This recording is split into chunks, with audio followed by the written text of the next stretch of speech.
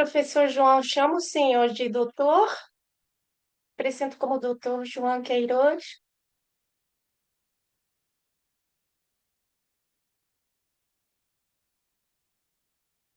Escutou? Perdoe-me, Laura, não compreendi bem.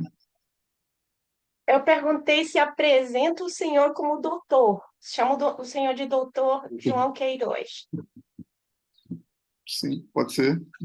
Professor, doutor, como preferir.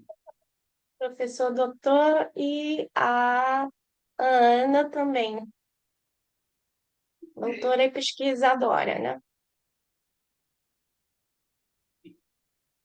Bom, então acho que podemos começar. Jason, ¿puedes poner a grabar? Ya estamos grabando, Lara. Perfeito.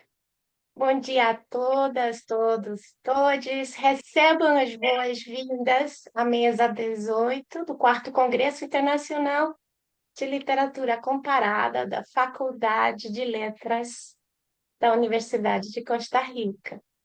Hoje temos conosco o professor Dr. João Queiroz, com a fala Poetaminus a Klangfarben Melody, de Anton von Weber, por Augusto Campos. O João Queiroz é professor no Instituto de Artes da Universidade Federal de Juiz de Fora e no programa de pós-graduação em comunicação da mesma instituição, onde coordena o Iconicity Research Group. Ensina semiótica cognitiva e estudos de intermedialidade, orientando alunos de mestrado e doutorado em arte e literatura latino-americana e estética cognitiva. Possui diversas publicações internacionais e é co-organizador do Commons Digital Companion to Charles Peirce e é membro da International Association for Cognitive Semiotics, a IACS, e é pesquisador associado também do Departamento de Linguística e Prática Linguística da Universidade do Estado Livre, África do Sul.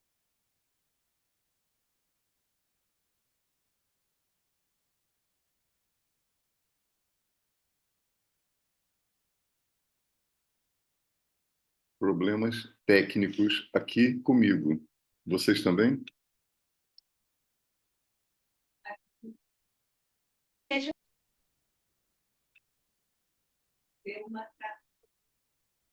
Deu uma travadinha o vídeo.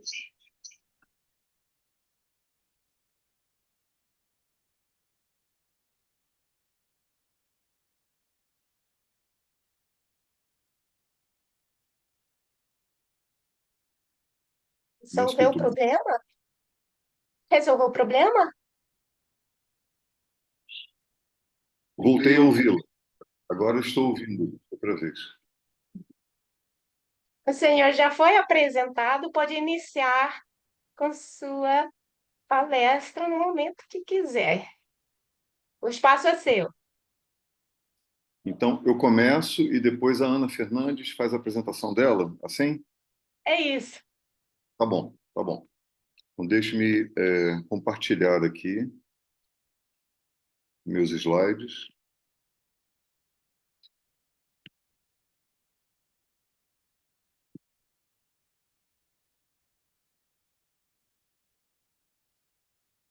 Estão vendo bem os slides?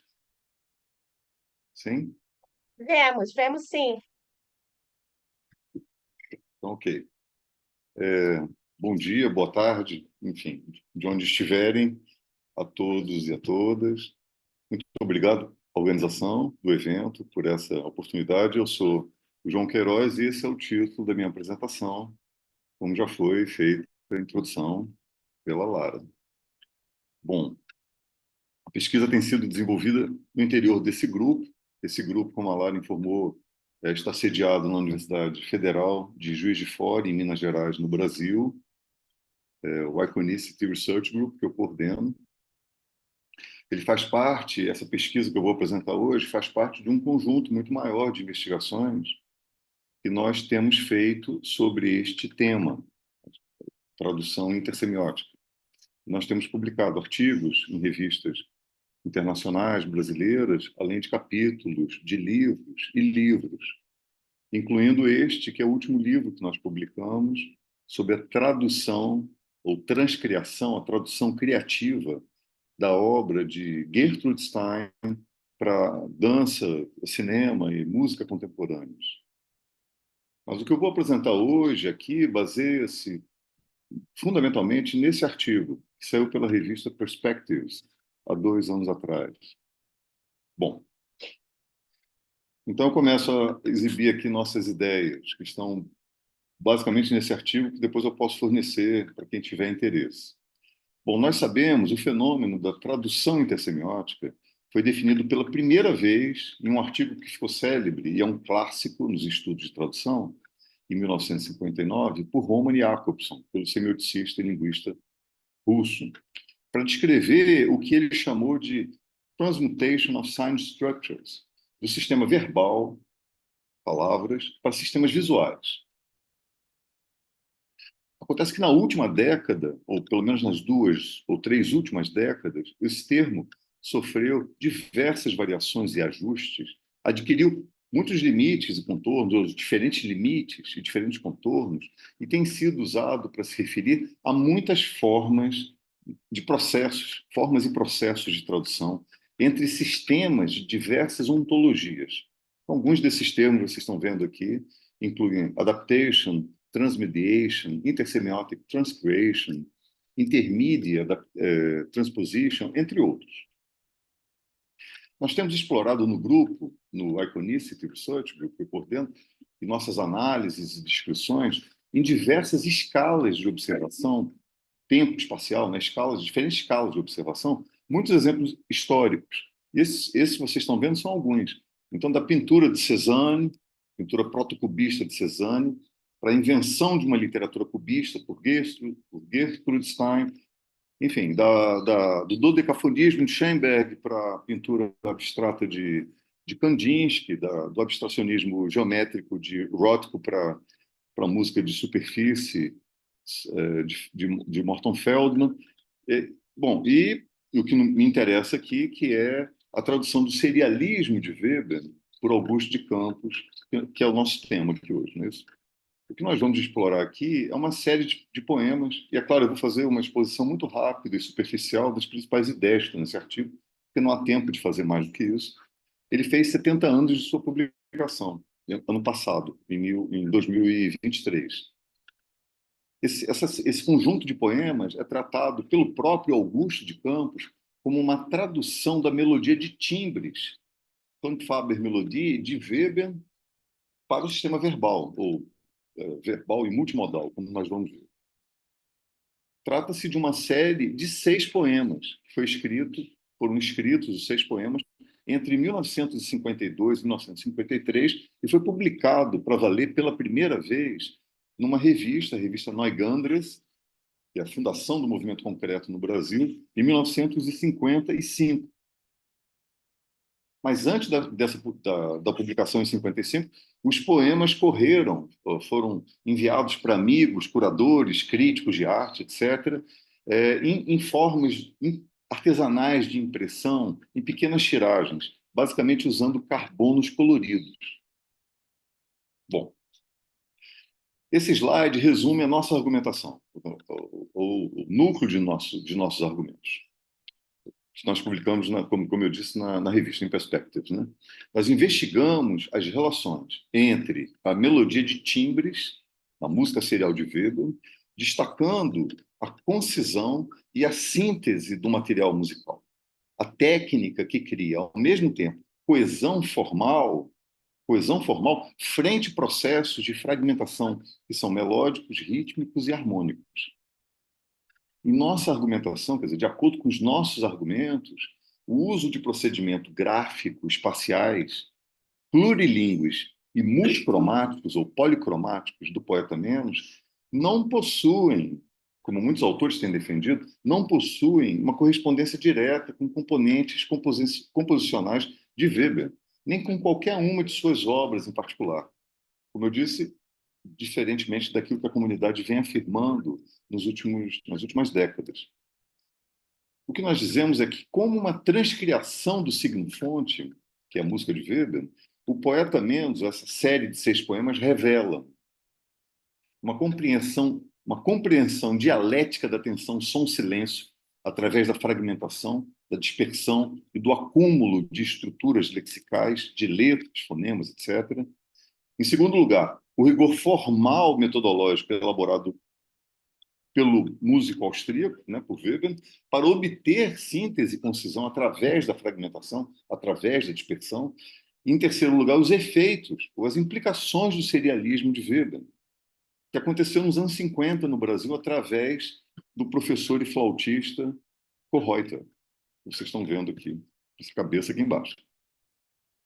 Bom, a proposta do termo melodia de timbres é do compositor Schoenberg, que foi professor de Weber.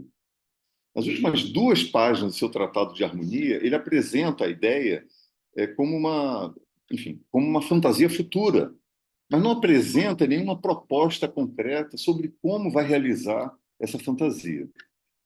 Em uma obra posterior, que é no livro Estilo e Ideia, ele segue defendendo essa noção, a ideia de uma realização futura em relação à melodia de timbres, que deveria obedecer leis correspondentes à sua própria natureza, mas que não chegaram a ser descritas ou sistematizadas como ferramenta composicional em música.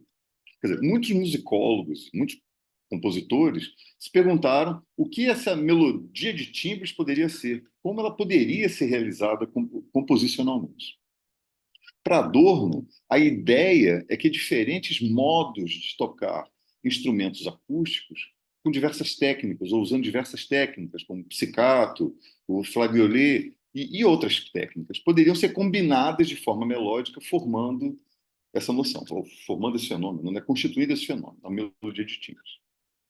Um musicólogo importante, que é um alemão, Schmüss, há 2 sentidos distintos relacionados ao termo melodia de timbres.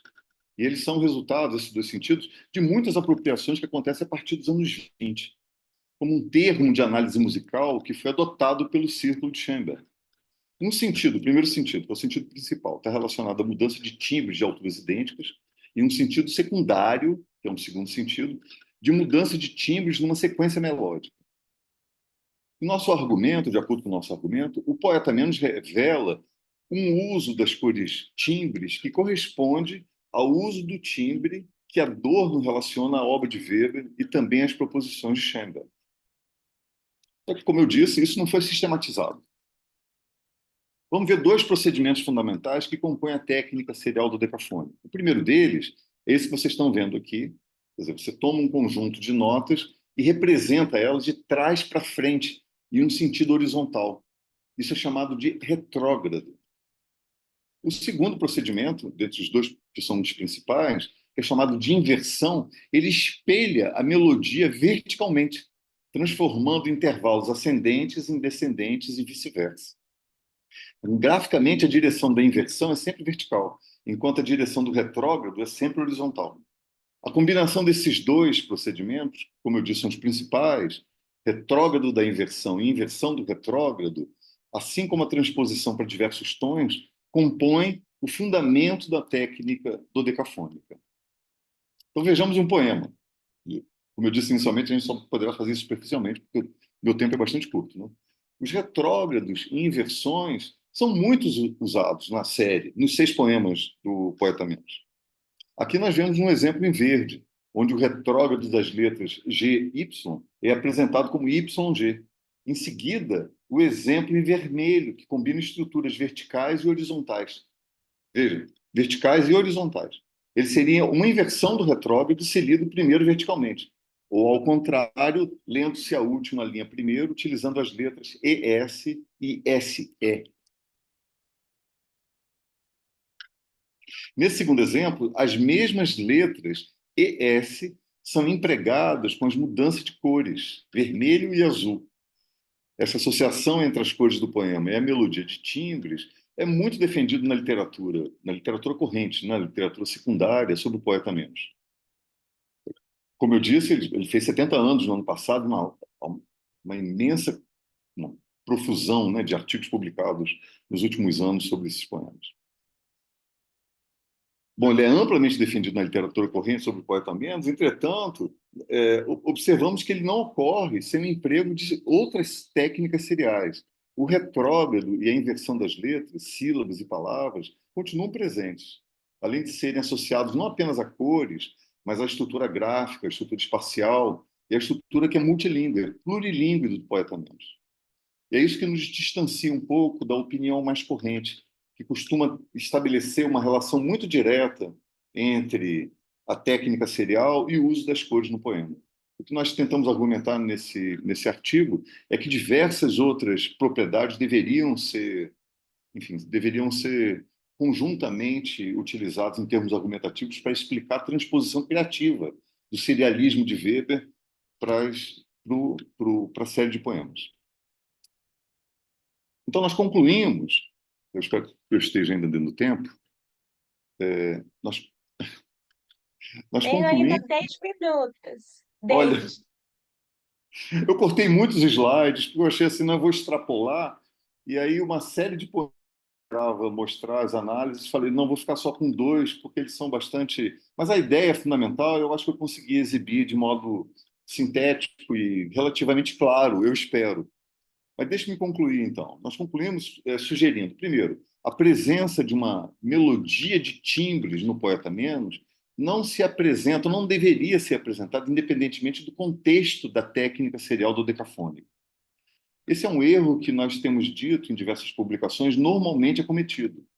Porque o que nós sugerimos no artigo é que, entre outras coisas, há diversas formas de interpretar o que seja exatamente isso, a técnica serial do dodecafonismo. Quer dizer, a interpretação do Augusto e a apropriação que ele faz da técnica para transcriar criativamente isso no sistema verbal é um caso entre muitos que poderiam ser desenvolvidos. A outra implicação importante é que uma tradução das melodias para as cores do poema deveria ser tratada como incompleta. Nós deveríamos usar outros componentes que são relevantes. A combinação de elementos gráficos, fragmentos de palavras, juntamente com cores. Seria mais propriamente isso que nós chamamos de tradução da Klangfarbe-Melodia, considerando contextos específicos, né? Do que seria isso?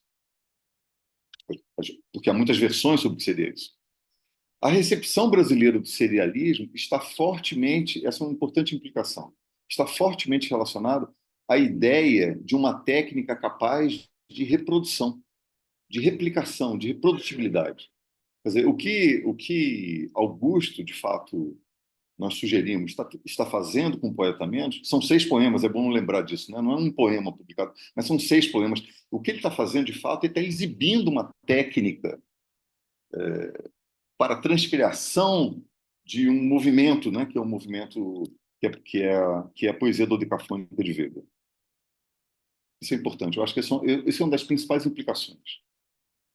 Outra implicação é que, assim como diversos compositores, Augusto de Campos investiga o que poderia ser uma Klangfarbe-Melodia. Sua tradução para a poesia não só explica seu contexto histórico, né, sociocultural, mas também recria sua própria fonte, ao apresentar uma proposta sobre o que melodias de timbre poderiam ser. Quer dizer, nesse sentido, o conjunto de poemas exibido em 52, 53 para Augusto e publicado pela primeira vez em 55, é uma crítica, no sentido, assim, é uma abordagem crítica da invenção da segunda escola de Viena em música. Essas são as principais implicações que nós desenvolvemos nesse artigo. E, bom, como ainda sobrou um pouquinho de tempo, eu posso dizer que esse artigo está sendo expandido por mim, por Marta Castelo Branco, que é musicóloga, e pela Ana Fernandes, que vai falar logo depois, em um livro. Nós já temos até uma editora candidata, e o livro se aproxima de uma conclusão. Nós expandimos os principais argumentos que eu exibi aqui muito rapidamente, e ele vai se transformar num livro muito breve.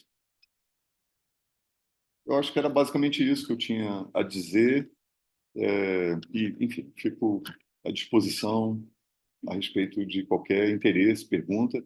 E eu faço, eu posso colocar aqui no nosso chat o PDF do artigo para quem tiver interesse. Muito obrigado. Muito obrigada, professor João. Excelente apresentação. Temos muitos insumos novos para interiorizar agora. Eu me pergunto se no público, se as pessoas que estão aqui nos acompanhando têm perguntas para o professor. E por enquanto não tem, porque eu imagino que todo mundo está pensando muito sobre isso. Vamos continuar com a fala da doutora Ana, e no final podemos trazer todas as perguntas, para o professor, para a professora, em conjunto. Tá bem? Isso. Então, vou apresentar para vocês a Ana Luísa Fernandes, a doutora Ana Luísa Fernandes, que é pesquisadora de pós-doutorado, bolsista, e em literatura comparada no programa de pós-graduação em letras da PUC-Rio, doutora pela mesma instituição em mestre em comunicação pela Universidade Federal de Juiz de Fora. É pesquisadora associada ao Alchemistry Research Group. Seus interesses de pesquisa incluem fotolivros, intermedialidade, semiótica. Ela vai nos prestigiar com sua fala A Tecnografia Intermediática diz Os Sertões de Euclides da Cunha. Ana, o espaço é seu. Aviso quando faltarem 5 minutos. Me escutam? Sim? Perfeitamente. E conseguem ver os slides? Conseguimos. Sim, perfeito. Eu vou falar num português bem vagaroso para que todos me compreendam. Bom dia ou boa tarde a todos. No Brasil, boa tarde. Essa apresentação ela é parte de um artigo publicado numa revista portuguesa chamada Materialidades da Literatura, Matlit, e é resultado da minha pesquisa de doutorado e início do pós-doc e de um trabalho colaborativo realizado com o professor João Queiroz, que acabou de se apresentar. O título do artigo é Os Sertões de Euclides da Cunha, a intervenção de uma tecnografia intermediática e multimodal. E o título dessa apresentação é A Tecnografia Intermediática dos Sertões do Euclides da Cunha. Bom, a ideia central da apresentação é mostrar, exibir a estrutura do problema que está sob investigação, do principal problema da pesquisa, que está relacionado a um aspecto até hoje negligenciado, que é a intermedialidade no clássico Os Sertões. Nesse estudo, a gente explora algo muito específico, que é a relação palavra-imagem, aquilo que a gente vem chamando já em algumas publicações de macro e microestrutura dos sertões, tendo macro e micro aqui um problema de escala de observação, onde macro é o projeto que vai intercalando mapas, fotos e desenho ao longo das páginas do livro, né? Ao longo do texto verbal, entre o texto verbal. Então, macro está relacionado à arquitetura do livro, e micro é a interação local texto-imagem, que a gente vem chamando de colocalização, que é essa interação página a página entre as mídias envolvidas. O estudo, então, é todo dedicado a descrever e analisar essa relação entre prosa e imagem nos sertões. Na nossa abordagem, Os Sertões é descrito como um projeto intermediático e como o nosso mais notável experimento de fotolivro de literatura. E o que significa dizer que Os Sertões é um fotolivro de literatura e é um projeto intermediático, né?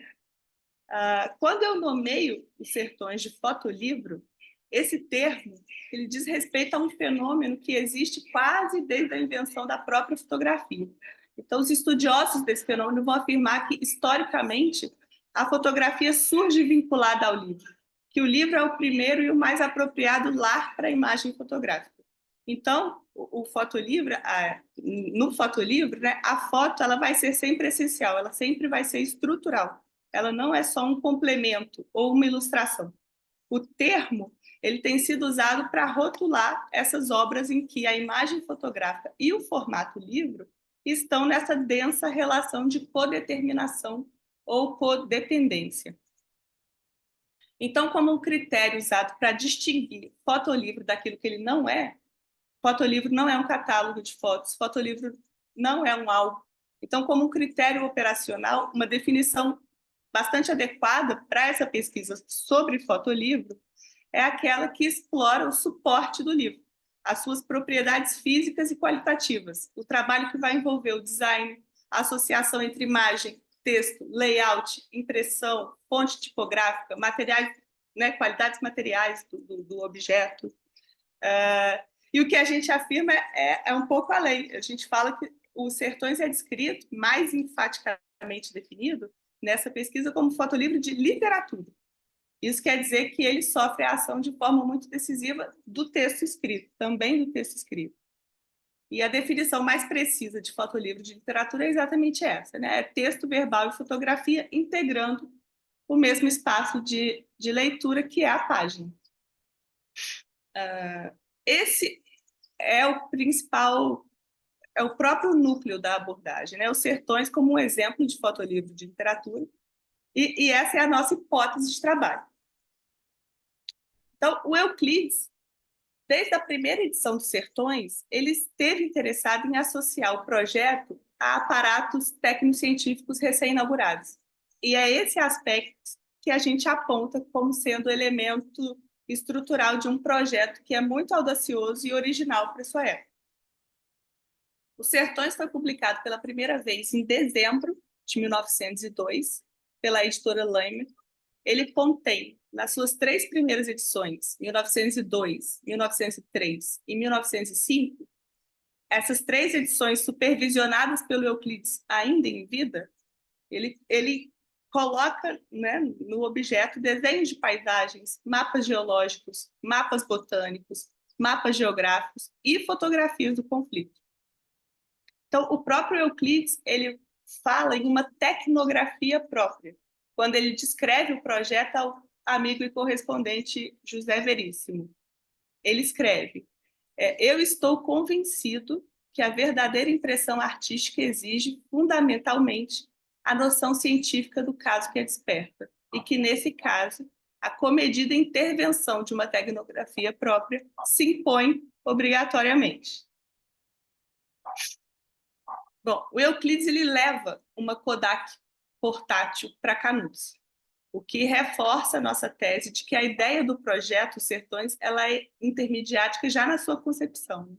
A gente sabe que ele leva a Kodak porque ele escreve isso na sua caderneta de campo, e além disso a gente tem essas informações em cartas trocadas, em recortes de jornais da época e em diários de viagem de outros personagens que foram a Canudos. O jornalista Alfredo Silva, por exemplo, que é o último correspondente enviado para Canudos pelo jornal Notícia, ele escreve nas suas anotações: durante a subida à igreja de Monte Santo, o Euclides tirou com uma máquina portátil fotografias de alguns pontos de Monte Santo. Então, para confirmar que ele realmente levou a máquina, né? O Euclides ele vai conceber, então ele vai projetar um fotolivro de literatura, um projeto pensado para ser explorado em 3 partes. Na primeira parte, a Terra, ele descreve flora, relevo e clima do sertão.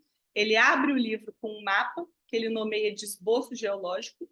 A segunda imagem é o esboço geográfico do sertão, e é um folder que vai se desdobrar para fora dos limites do livro. E a terceira imagem é um desenho, uma xilogravura, que ele nomeia um trecho das Caatingas. É legal mencionar que o Euclides ele nomeia cada cartógrafo e cada geógrafo, autores dos mapas que ele usa nos sertões. Ele faz uma lista na lateral de cada mapa com a autoria. Então, mais ou menos 15 a lista de cada mapa. Na segunda parte, o homem, ele vai descrever o sertanejo, e nessa parte a gente encontra 2 mapas. O primeiro, distribuição da flora sertaneja, que é um encarte com o mapa, e o segundo, Canudos e Sertanias, que é um folder que também vai se desdobrar para fora dos limites do livro. E na última parte, a luta, é onde ele vai relatar a Guerra de Canudos, né? E nessa parte a gente encontra as fotografias. Então, ele seleciona 3 fotografias, a primeira intitulada Monte Santo, Base de Operações, intitulada por ele, Euclides, né? A segunda, Acampamento dentro de Canudos, e a terceira, As Prisioneiras. Como já foi dito, o Euclides ele usa fotos de outro fotógrafo, mesmo levando a sua máquina para a cobertura jornalística, ele perde a sua máquina, ele fica muito mal de saúde em Canudos, e ele precisa ser removido às pressas para Salvador, e nessa remoção ele deixa para trás os itens de viagem, ele perde a máquina. Então, as fotos usadas nos sertões são desse fotógrafo, chamado Flávio de Barros. Essa última foto no cantinho é um autorretrato dele no acampamento de Canudos. O Flávio de Barros foi o único fotógrafo a produzir fotos da Guerra de Canudos. Ele foi contratado pelo Exército para registrar a 4ª expedição, e ele criou um acervo com 70 fotografias. O Euclides, então, ele faz uma espécie de curadoria e escolhe 3 fotos de 70 fotos para compor a última parte do sertão. Bom, o que nós também defendemos é que, além de ser um fotolivro de literatura, a obra deve ser considerada um caso muito exemplar de fenômeno intermediático, porque ela é descrita justamente como essa rede de relações entre o que é chamado na área de mídias. Então, não é só um agrupamento de imagens fotográficas, né? A organização do objeto é caracterizada por essa densa colaboração entre os componentes. Mais uma vez, né? O texto, o design gráfico, a tipografia, a distribuição sintática visual de todos os componentes impressos, todos esses componentes que fazem dele um fotolivro de literatura, né? A combinação deles nos apresenta um objeto que é intermediático. O projeto Sertões ele é resultado dessa arquitetura muito elaborada. O Euclides ele explora os elementos visuais como parte estruturante, não apenas decorativa da obra, não é acessória, ela não é ornamental. E observando no artigo, a gente analisa 5 edições distintas, então a gente vai pegar a edição de 1902, 3, 5, 1933 e de 2016, e ao analisar a gente consegue perceber que essa ousadia foi totalmente negligenciada pela crítica, pela historiografia, pelos seus editores, enfim, além de ser ignorada também pelo campo de estudo dedicado a analisar esse tipo de experimento, que é o campo dos estudos da intermedialidade. O fato é que é muito compreensível que a fotografia, para um crítico literário do início do século XX, ela não passe de um aparato técnico-científico de cópia da realidade, né? E o fotógrafo vai ser, então, considerado um funcionário submetido às instruções do uso. Então, não é de surpreender que José Veríssimo, Araripe Júnior, Afrânio Coutinho não tenham considerado fotos, mapas e desenhos sequer como artefatos submetidos às experiências do texto de Euclides. Os sertões, para a crítica da época, não deve ser o mesmo que a gente encontra depois de mais de um século de leitura. O que a gente vai afirmar no artigo, e que eu gostaria de destacar aqui, é que a nomeação, essa atribuição de tipo, de classe ou gênero, parece estar no centro do nosso problema.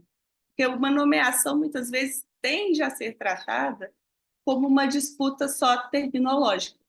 Mas na nossa abordagem, na nossa argumentação, a atribuição de um gênero não resulta apenas na nomeação de uma classe.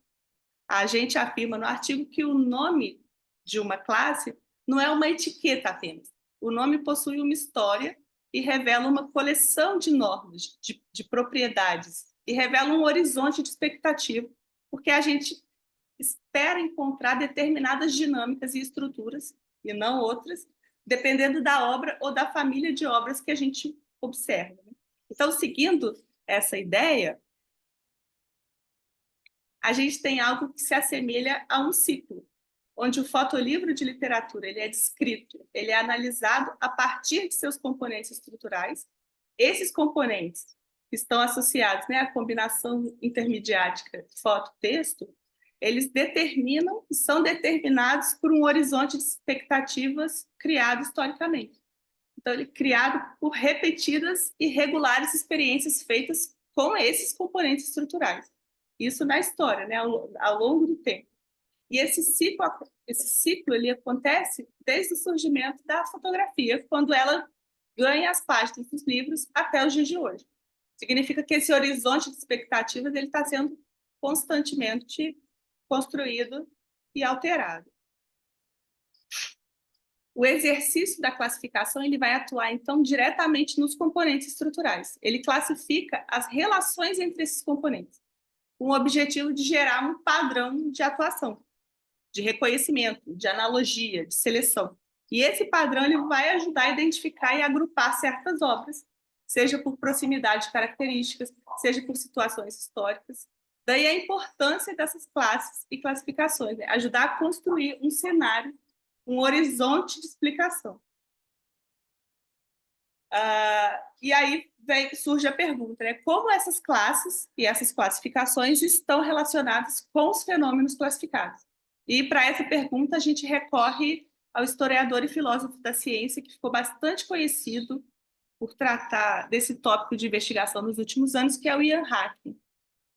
Segundo o Hacking, ao identificar certas propriedades, estruturas e componentes de uma certa obra, e ao classificá-la, no nosso caso, como fotolivro de literatura, nós estamos inventando a própria obra.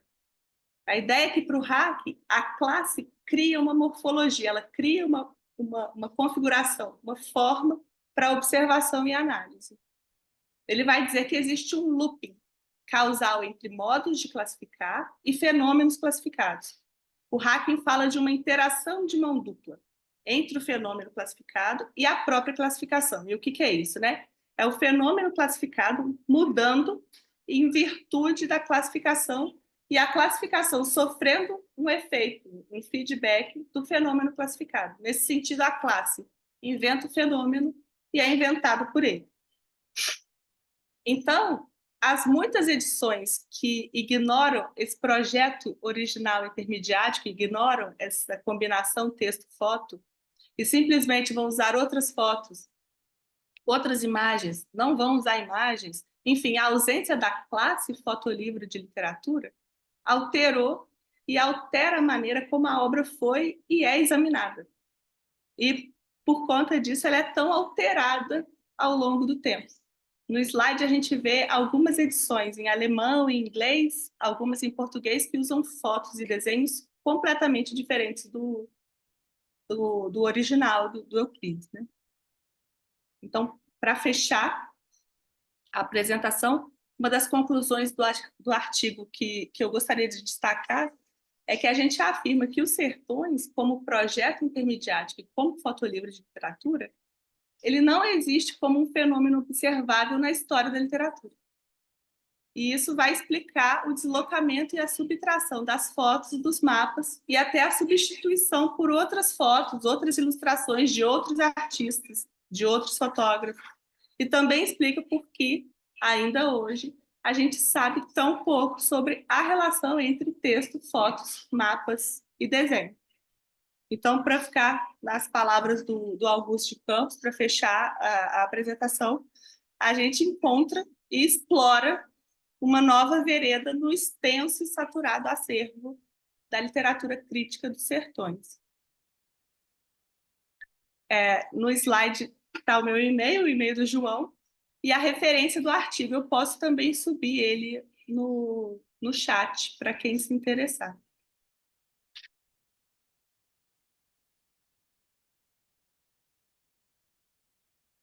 Parabéns, Ana, parabéns. Muito obrigada pela apresentação. Ótima, foi ótima, realmente. Aqui temos uma pergunta que me mandaram, coloquei aqui no chat. para ambos os palestrantes. Poderíamos dizer suas pesquisas refletem o dialogismo entre artes e técnicas, as relações dialógicas, imagino.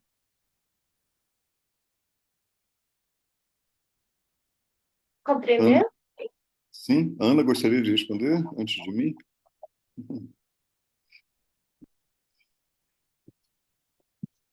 Ótima pergunta, Clara.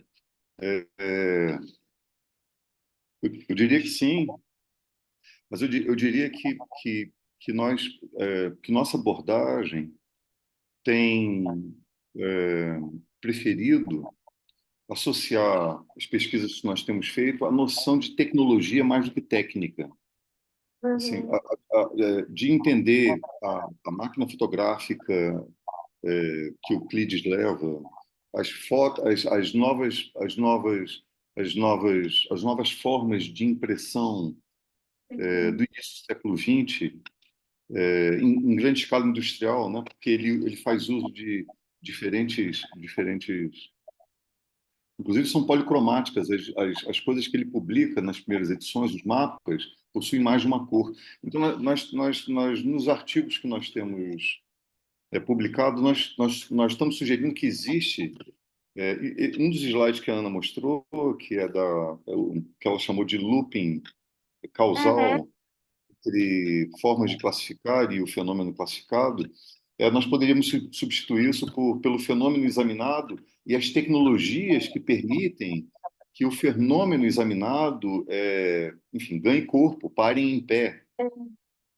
Alguns desses filósofos têm sugerido que nós estamos lidando com processos que eles são chamados de tecnologias cognitivas. Então, assim, o verso é uma tecnologia cognitiva, e é claro, a máquina fotográfica é uma tecnologia cognitiva.